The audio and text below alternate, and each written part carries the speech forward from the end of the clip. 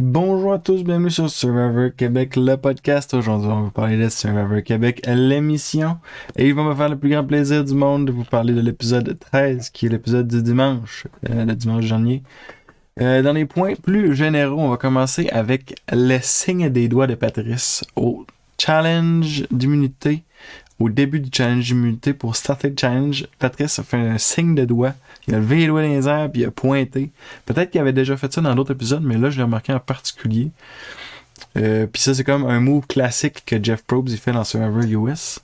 Donc, c'était bien agréable de voir ça. Sinon, un autre truc bien agréable que j'ai aimé, c'est à la fin du Tribal. Donc, dans les vieilles saisons de Survivor US, il y avait ça. Ils ont arrêté de faire ça à partir de je sais plus quelle saison. Mais c'était, en tout cas, moi, j'aimais bien gros ça. Un petit speech de Jeff Probst. Mais là, Patrice a fait un petit speech à la fin du Tribal. Ce coup-ci, c'était un petit speech sur le blindside, comme quoi n'importe qui peut être blindsidé si vous êtes trop bon en blindside. Puis c'est le fun, ces petits speeches-là. En tout cas, moi j'ai toujours bien aimé ça. Là. Puis c'était dommage parce que justement, dans Survivor US, ils ont enlevé ça. Mais c'est cool, j'ai bien aimé ça. Peut-être encore une fois qu'il y avait ça dans les autres épisodes, puis j'avais pas remarqué, mais cet épisode-ci en particulier, j'ai remarqué. Sinon, la twist.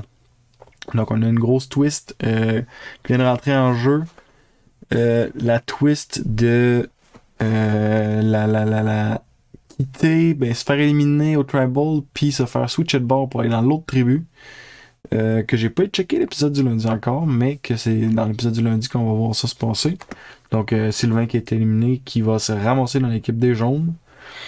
C'est intéressant si c'est pas abusé. Parce que s'ils font ça comme aux deux épisodes, aux deux Tribal plutôt, ça va faire beaucoup. Je sais pas. Je crois pas qu'ils vont faire ça. J'ai l'impression qu'ils vont sûrement encore ramener une autre personne à un moment donné dans le jeu. Parce que s'il faut que la mission, je pense que ça finit le 16 juin, il me semble, que quelqu'un m'avait dit dans les commentaires. Si l'émission doit durer jusqu'en juin, justement, ça va être pas mal compliqué de durer jusqu'en juin. S'ils sortent du monde non-stop, boum, boum, boum, boum, boum. Fait que là, il y a eu ça. D'après moi, il va y avoir potentiellement un genre de Redemption Island, qu'ils vont comme 2 épisodes de suite garder du monde puis ramener une autre personne encore. Ça leur coûte pas tant vraiment grand chose de faire une twist de même. Ils réutilisent un peu ce qui a déjà existé. Puis ça va encore pouvoir extensionner la longueur peut-être de la saison pour se rendre jusqu'en juin. J'ai pas fait le décompte, ce serait facile à faire le décompte, mais c'est comme bien des choses que j'ai pas faites d'aller voir des notes mais les gars, d'après moi, ça va être de même qu'ils vont étirer ça jusqu'en juin. Maintenant, on commence par la liste des jaunes, parce que ça me tente de commencer par les jaunes. Jean Junior. Jean Junior, vers le début, je pense, de l'épisode, il y a Jean Junior qui va voir du monde, puis qui parle que Joël raconte que Kim est faible, puis que Joël veut sortir Kim. Mais on a juste comme le côté de Jean Junior, justement. On n'a pas le côté. Peut-être que Joël, mais je pense qu'ils ont montré comme une scène, peut-être deux, où ce que Joël, il parle de ça. Mais j'étais comme, ok, est-ce que Joël fait vraiment ça? Je le sais pas. Est-ce que c'est le plan de Joël de sortir Kim? Peut-être qu'il veut juste comme essayer de bifurquer vers quelqu'un qui est au bas de la grosse alliance, le vote. Là. Mais encore là, je pense, en tout cas, j'aime croire que c'est ça. Je pense que c'est un move peut-être stratégique de Jean Junior de prendre un petit détail qu'il a entendu Joël dire une fois que Kim n'est pas assez bonne à défi, puis de juste amplifier ça pour continuer à construire comme de la séparation envers son alliance et Joël. Pour que Joël soit un vote plus facile à sortir. Moi, c'est vite de même, c'était ça qui m'est venu en tête. Puis je trouve que c'est une bonne idée. C'est une stratégie relativement simple, mais relativement efficace aussi. Tu sais, tu prends un petit détail que quelqu'un fait, puis tu fais juste l'amplifier pour que ça soit vraiment comme ça devienne. Tu sais, mettons, quelqu'un qui mange un petit peu de riz, tu fais juste comme, tout le temps faire comme, hey, ça mange tout le temps du riz, c'est lui qui me prend le plus de riz, il prend tellement de riz, tu sais, juste des petites affaires de même pour amplifier. Essayer de juste créer la séparation, créer du chaos, puis essayer de régner au travers du chaos si on veut. J'ai bien aimé ça. Puis sinon, il y a le power couple de lui puis Christophe qui se dessine encore et toujours. Suffisamment que là, on commence même à voir d'autres personnes parler de devoir les séparer, entre autres Joël et Marika. Donc, quelqu'un plutôt en dehors de l'alliance, Joël, et quelqu'un dans l'alliance, Marika, qui parlent tous les deux, en tout cas, qu'il va falloir les éliminer à un moment donné quand ça va être possible. Là, c'est vraiment, je pense, à cause de ben, tu sais, pour Marika, c'est que présentement, ça va bien. Tu sais, elle peut attendre facilement encore 3 votes, puis elle devrait bien s'en sortir. Pour Joël, lui, d'après moi, s'il peut le sortir, Jean Junior, Joël, peut-être bien qu'il le ferait. Je vois pas comment, présentement, il pourrait. Parce que, malgré que je trouve que Jean Junior n'est pas un gros stratège, côté social, il est très fort, puis il y a des gens qui ont l'air assez stratégiques autour de lui, assez qu'ils font des stratégies justement de splitter les votes, puis ils prennent quand même les bonnes décisions en groupe, je trouve, là, au niveau des votes. Maintenant, Christophe, j'ai rien noté sur lui, mais tu sais, ça englobait un peu, là, on vient de parler du power couple qu'il y avait avec Jean Junior, là. Après ça, j'utilise, tu sais, on peut dire alliance, on peut dire duo, on peut dire bien des choses. Moi, j'ai dit power couple dans le sens que ces deux-là vont être ensemble jusqu'à la fin s'ils peuvent être ensemble jusqu'à la fin. On peut faire le parallèle avec Survivor 44 présentement de Franny puis Matt. Ces deux-là seraient allés ensemble jusqu'à la fin s'ils pouvaient aller ensemble jusqu'à la fin. Mais si on regarde Jean Junior, Christophe, ces deux-là, s'ils sont capables, ils vont se rendre. Ils seront pas capables d'après moi parce que c'est trop évident. Dans le Survivor moderne, des power couples de même, c'est compliqué, c'est difficile. Le plus récent qu'on a vu fonctionner, c'était dans Survivor 40, mais là, je commence vraiment à m'éloigner. On va revenir, on parle de Joël. Joël. Joël, au début, il dit qu'il a voté pour Isabelle pour gagner la confiance des autres. Je comprends. C'est une stratégie, puis aussi, c'est que s'il y aurait eu d'autres circonstances, il y aurait eu d'autres options que Joël aurait pu prendre. Mais là, ce qui se passait, c'était un split entre Joanie et Isabelle. Donc, même si, mettons, il utilisait son idole sur Isabelle, ça aurait juste kick out Joanie, puis il aurait quand même pas réussi à sortir quelqu'un d'autre, tu sais. Parce qu'ils n'ont pas les chiffres. C'est ça le gros problème présentement, la grosse situation. Peut-être qu'il aurait pu comme se mettre les trois, essayer de ramasser, mettons, Sango, quelque chose de même pour essayer de brasser la grosse alliance, mais ça va être dur de convaincre Sango. C'est pas impossible, mais de toute façon, on parle dans le passé, mais c'est ça, juste pour dire que il disait qu'il vote pour Isabelle pour gagner la confiance des autres. En même temps, c'est peut-être la seule option qu'il y avait vraiment. Parce qu'il n'a pas eu l'air de travailler dans la direction de faire une espèce d'alliance des trois qui sont sur le bottom, essayer de ramasser quelqu'un d'autre. Là, il aurait pu popper son idole, mais il aurait fallu qu'il dise au monde qu'il y a une idole. Il y aurait beaucoup de travail à faire pour se rendre dans cette situation-là. En tout cas. Sinon, le truc de raconter qui est plus faible au challenge, au monde, je n'ai parlé un peu en parlant de Junior. Est-ce que c'est vraiment arrivé? Je veux dire, on a vu une scène où il y a comme eu ça qui a été souligné, mais ça avait même pas l'air de venir de lui, ça avait l'air de venir d'Isabelle, puis il était juste comme il acquiesçait un peu à tout ça. J'ai vraiment l'impression que ça a été de l'amplification de Jean Junior, que je trouve bien. Mais je sais pas à quel point Joël il serait comme en vendetta. Ok, c'est peut-être pas le bon mot pour décrire ça, mais contre Kim. Moi, ce que je me demande, c'est est-ce que ce serait pas plutôt possible de faire une espèce de... Si Kim est vraiment au bottom de la grosse alliance, puis mettons qu'ils vont chercher Sango, ce serait peut-être pas plus possible d'aller essayer de ramasser Kim, sauf que là, ça, je veux dire, c'est de leur point de vue, on va dire. En même temps, je sais pas si c'est ça leur point de vue, mais c'est quelque chose que je pense qu'il est possible que ce soit leur point de vue. Et ça, c'est une phrase d'à peu près, hein. Mais ouais, Jean Junior, il a l'air de dire que Kim, c'est quand même dans son top, donc je pense pas que ça va arriver. D'après moi, ils seront pas capables de faire ça. D'aller chercher Kim pour la faire jouer contre Jean Junior et Christophe. Puis sinon, Joël, il catch exactement ce que moi aussi je catchais. Puis lui, il est dans le jeu pour le catcher, donc c'est bon. Tu sais, il catch que Jean Junior, il est un joueur très social, socialement très solide. Wow, c'était vraiment wow. Mais que côté stratégique, il a l'air d'avoir des lacunes. Parce que là, entre autres, il soulignait, tu sais, il fait comme un speech de leader devant tout le monde. Fait qu'il vient comme emphaser l'idée que c'est lui le boss. Puis dans Survivor moderne, avoir un boss, c'est pas quelque chose que personne aime.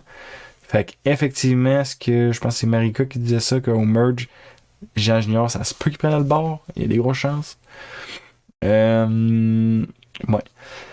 Justement, on va parler de Marika. Marika, j'ai dit. Je me souviens pas, je pense que c'est Sandrine en fait qui disait ça, mais je l'ai mis. Ça va aux deux, là, à Sandrine et à Marika. Là.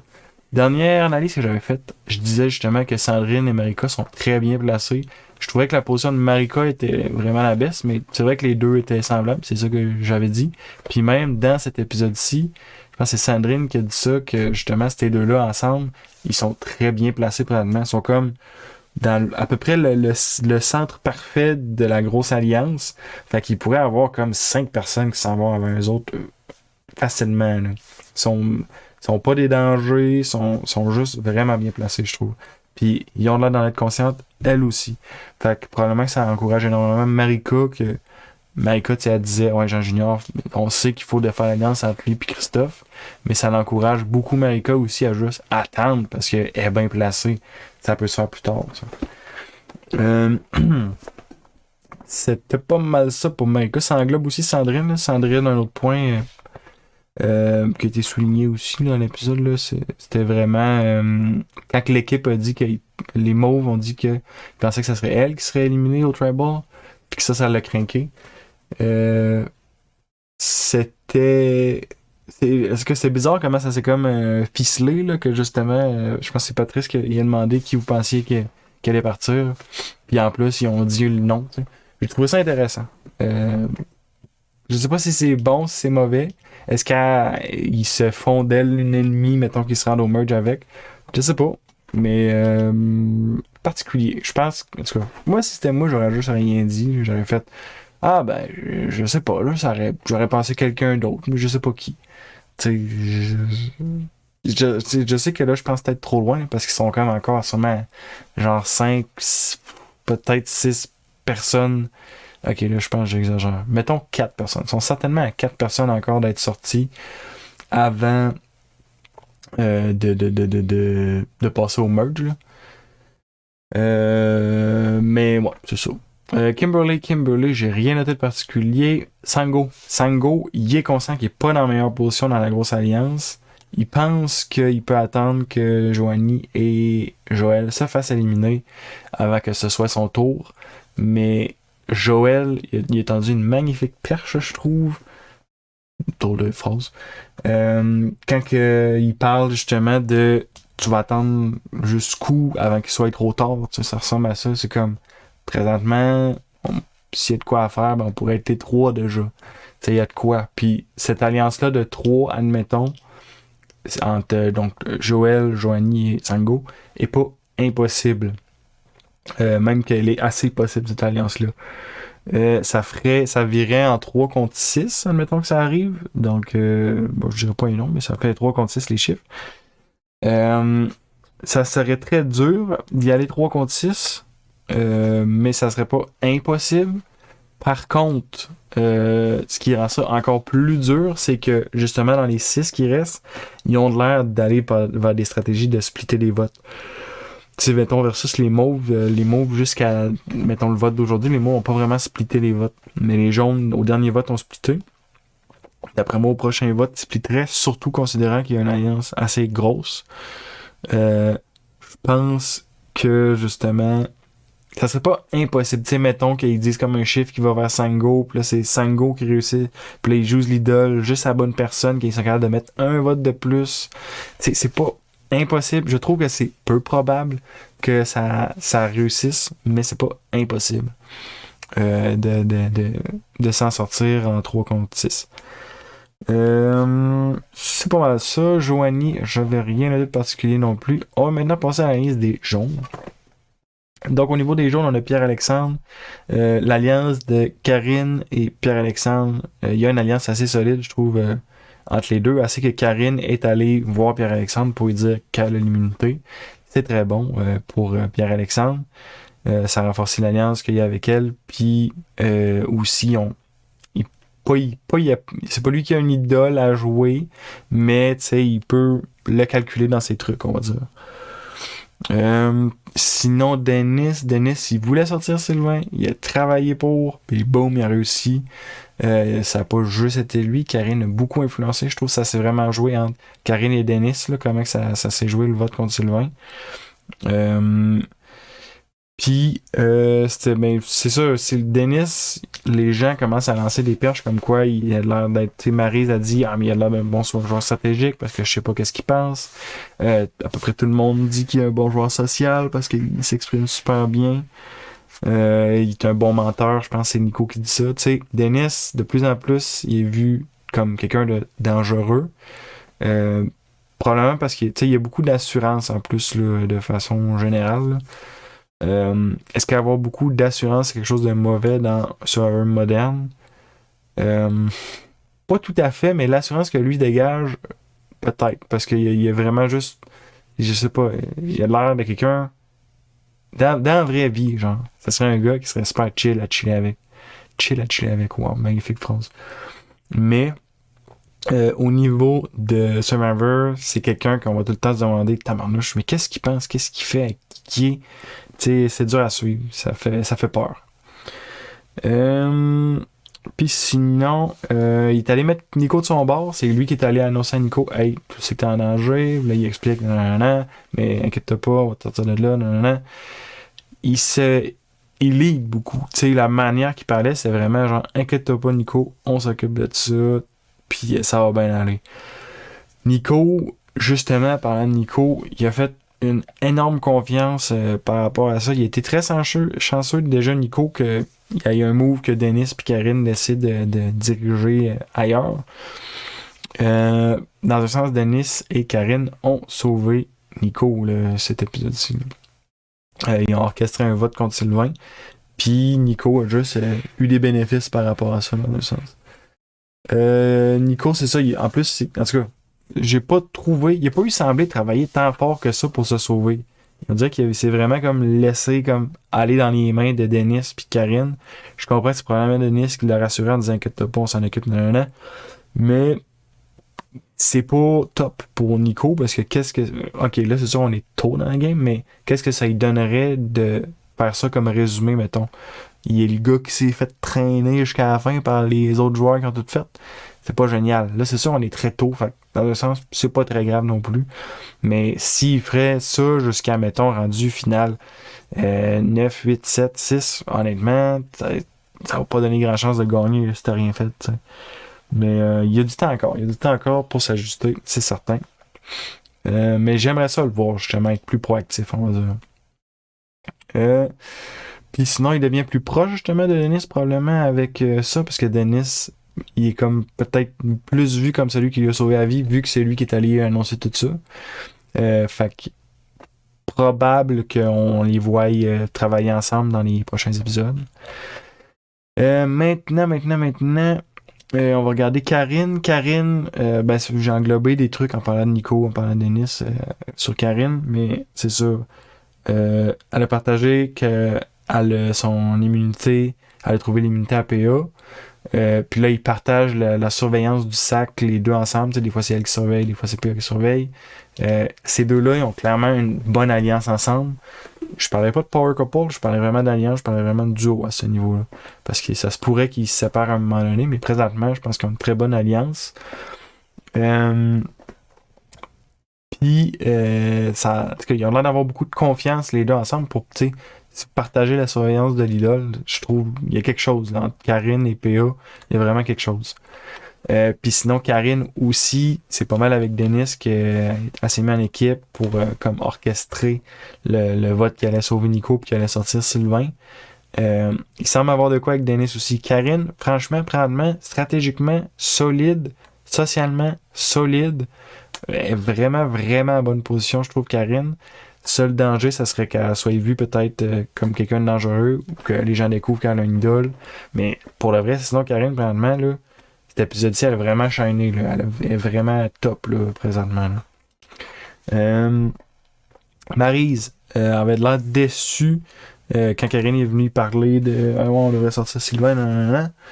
Clairement, Maryse et Sylvain, il y a une grosse alliance entre les deux. Déjà que Karine vienne en parler à Maryse, ça m'a surpris, parce que ça aurait été plus gratuit de juste pas en parler à Maryse, kick out Sylvain, puis let's go, on jase avec Maryse après ça. Ça a été très risqué, parce que Maryse aurait pu aller en parler à Sylvain. C'était dangereux, j'ai trouvé. Mais Sylvain, au final, s'est fait ultra blindside, fait que ça s'est quand même bien déroulé. L'alliance de Maryse et Sylvain, pour moi, c'est terminé. Même s'ils se rejoignent au merge, je ne sais pas si ça va se passer d'en mettre les deux ensemble, vu que Maryse aura comme pas, entre guillemets, protégé Sylvain quand elle en a eu la chance. Martine, j'ai rien noté. On va regarder Justine. Un peu comme Nicolas, j'ai trouvé qu'elle se laissait peut-être un peu trop flotter. Tu sais, au vote, les gens disaient pour qui elle allait voter, puis je pense qu'ils parlaient du vote contre Nico. Puis elle était comme ah mais je vais faire confiance aux gens là, puis je vais laisser ça aller, puis je pense que je vais être correct pour ce soir là. C'est juste considérant qu'elle a été en danger dans le passé. Il me semble plus qu'une fois, je peux me tromper, mais il me semble que plus qu'une fois elle a eu des noms. Plus qu'un Trouble, elle a eu son nom décrit sur les parchemins, il me semble. J'ai l'impression qu'elle se laisse peut-être un peu dériver. Est-ce que c'est parce qu'elle a l'impression qu'elle n'a pas de pouvoir au travers de tout ça? Est-ce que c'est de l'insouciance? Je sais pas. Mais un peu comme Nicolas, je crois qu'elle gagnerait à peut-être être plus proactive. C'est pas facile. Je sais que c'est pas facile. C'est pas facile du tout. Mais je pense qu'un jeu comme ça sera pas un jeu gagnant. Puis je pense qu'un jeu comme ça, c'est dangereux aussi. J'ai l'impression que, mettons, Justine n'est pas maître de sa destinée, si on veut. J'ai l'impression qu'elle suit le groupe.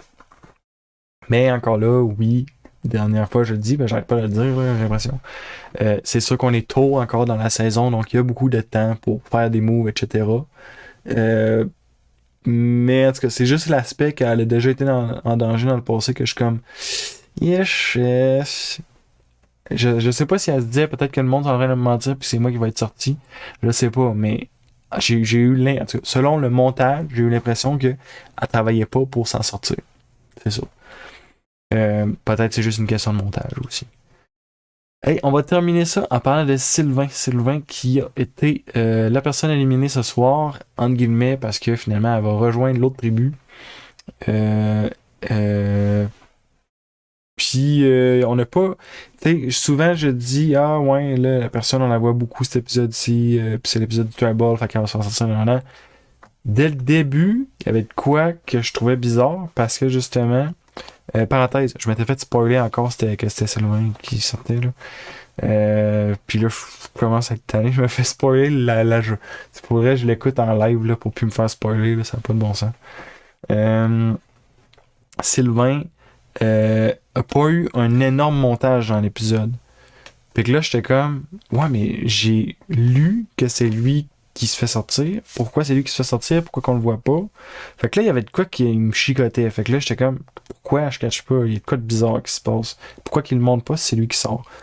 Là, j'ai comme fait, ok. Peut-être que c'est parce que dans les épisodes d'avant, il a beaucoup été vu. Tu sais, mettons qu'un joueur qui est montré tout le temps. Puis là, ça se peut qu'un épisode soit moins montré vu qu'il y a le Tribal. Puis là, boum, finalement, celui qui part, mais il était déjà montré tout le temps. Mais il était montré quand même assez. Mais en tout cas, il y avait vraiment de quoi de bizarre qui se passait. Puis là, après ça, boum. Parce que ça, on m'avait pas spoilé, par exemple, sur la twist qui switchait d'équipe. Je pensais qu'il se faisait juste sortir. Mais c'est ça. Je sais pas où est-ce que je m'en allais avec cette parenthèse-là. Je pense que c'était juste pour dire que quand il y a un montage spécial sur un joueur puis qu'on sait qu'il y a un trouble, etc., ça se peut que ça s'enligne sur lui. J'ai hâte d'écouter un épisode que je me serais pas fait spoiler puis essayer de deviner c'est qui va se faire sortir parce que ça fait genre 2 ou 3 semaines là, que j'ai pas été capable de faire ça. Ouais, c'est ça. Hey, il est très tard, donc de toute façon, ça fait pas le tour. Je vais terminer l'analyse là-dessus. Si vous avez aimé l'analyse, si vous aimez les analyses, vous pouvez vous abonner, vous pouvez commenter, vous pouvez partager, vous pouvez rien faire de ça si ça vous tente pas, juste écouter les vidéos, c'est déjà bien en masse. Je vous en remercie beaucoup. Je vous fais un câlin digital, okay? Puis c'est ça. Donc, merci beaucoup d'avoir écouté. Et puis on se revoit pour les prochaines analyses. Donc, merci et bye bye.